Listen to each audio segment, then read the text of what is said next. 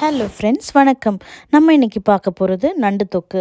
அது செய்கிற தேவையான பொருளை பார்க்கலாம். நண்டு கோல்டுக்கு ரொம்ப ரொம்ப நல்லது. அதனால் இந்த மாதிரி வச்சு சாப்பிட்டிங்கன்னா கோல்டு உடனே போகும். நான் இன்றைக்கி ஃப்ரோசன் அண்ட் குக் நண்டு தான் எடுத்திருக்கேன். நீங்கள் ஃப்ரெஷ் நண்டு வாங்கினாலும் குக் நண்டு வாங்கினாலும் இந்த மாதிரி எண்ட்ஸை கட் பண்ணிடுங்க. அப்போ தான் மசாலா நல்லா உள்ளே இறங்கும். நண்டோட கால், நண்டு பாடி பார்ட்ஸில் இருக்க போன்ஸை நல்லா அடிங்க. அப்போ தான் மசாலா உள்ளே இறங்கும். ஒரு பாத்திரத்தில் 1 டேபிள் ஸ்பூன் முழு மிளகு, 1 டீஸ்பூன் ஜீரகம், இது கூடவே 1 டீஸ்பூன் பெருஞ்சீரகம், இது மூணுத்தையும் ஆட் பண்ணி மிதமான சூட்டில் வறுத்து மிக்ஸி ஜாரில் போட்டு வச்சுருங்க. அதை பொடி பண்ணி இப்படி தனியாக ஒரு பாத்திரத்தில் எடுத்து வச்சுக்கோங்க. பின்னாடி ஆட் பண்ணலாம். 5 துண்டு இஞ்சி, 5 பச்சை மிளகா, அதே 5 துண்டு பூண்டு எடுத்து அதை அரைச்சி வச்சுக்கோங்க. இப்படி இப்போ தொக்கு செய்ய போகிறோம். அதுக்கு ஒரு பெரிய பாத்திரமாக எடுத்துக்கோங்க. அப்போ தான் நண்டு எல்லாமே வெந்து வரும் நல்லா. அதில் கொஞ்சமாக எண்ணெய் ஊற்றிட்டு ஒரு முழு வெங்காயத்தை நான் சிறு துண்டுகளாக வெட்டி வச்சுருக்கேன். அதை ஆட் பண்ணிடுங்க. ஆட் பண்ணிவிட்டு கோல்டன் ப்ரௌனாக வர வரைக்கும் கொஞ்சம் வதக்கிட்டுருங்க. வதங்கினதுக்கப்புறம் அது கூட இன்றைக்கி நான் 3 தக்காளி ஆட் பண்ணுறேன். அதையும் சேர்த்து வதக்கி எடுத்து வச்சுக்கோங்க. ஒரு பாத்திரத்தில் போட்டு கூல்டவுன் ஆனதுக்கப்புறம் அதை மிக்ஸி ஜாரில் ட்ரான்ஸ்ஃபர் பண்ணிடுங்க. இதை நம்ம அரைச்சி வச்சு ஒரு பேஸ்ட்டாக ஆக்கி எடுத்து வச்சுக்கணும். ஏற்கனவே வெங்காயம் தக்காளி வதக்கின அதே பேனில் 1/2 கப்பு ஆயில் ஊற்றுறேன். எண்ணெய் சூடானதும் ஒரு கொத்து கருவேப்பிலையை போட்டுருங்க. கருவேப்பிலை வெடிஞ்சு பொரிஞ்சு வந்ததும் நம்ம ஏற்கனவே பேஸ்ட் பண்ணி வச்சுருந்த இஞ்சி பூண்டு பச்சை மிளகா பேஸ்ட்டை இது கூட ஆட் பண்ணுங்கள்.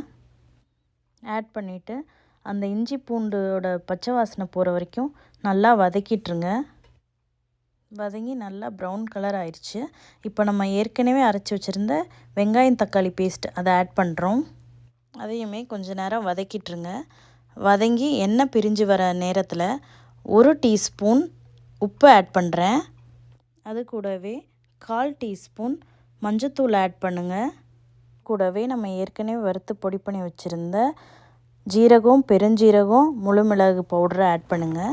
2 டீஸ்பூன் தனியாத்தூள் எல்லாமே ஆட் பண்ணிவிட்டு அது கூட நம்ம கழுவி வச்சுருந்த நண்டை போட்டுருங்க.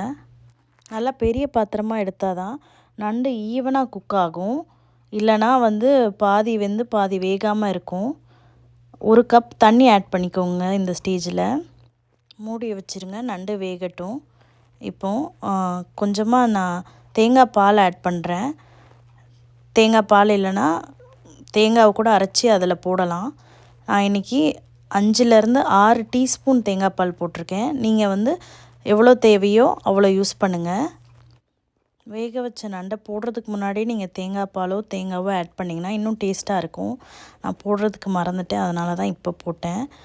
கடைசியாக கருவேப்பிலை, கொத்தமல்லி அதை போட்டு இறக்கி வச்சுருங்க. வாசனையே நல்லா கமகமான இருக்குது. நம்ம இதை இன்னொரு பாத்திரத்தில் ட்ரான்ஸ்ஃபர் பண்ணிடலாம். ட்ரான்ஸ்ஃபர் பண்ணி சுட சுட சாப்பிடுங்க. நான் இன்றைக்கி ரைஸோடு சாப்பிட்டேன். இது கூட நீங்கள் ரசம் கூட வச்சுக்கலாம். ரசம் நண்டு தொக்கு ரொம்ப நல்ல காம்பினேஷன். ரொம்ப ரொம்ப சுவையாக இருந்தது. என் பசங்கள்லாம் ரொம்ப விரும்பி சாப்பிட்டாங்க. நீங்களும் இதை வீட்டில் ட்ரை பண்ணி பார்த்துட்டு எப்படி வந்ததுன்னு சொல்லுங்கள். அது வரைக்கும் டாட்டா, பாய்.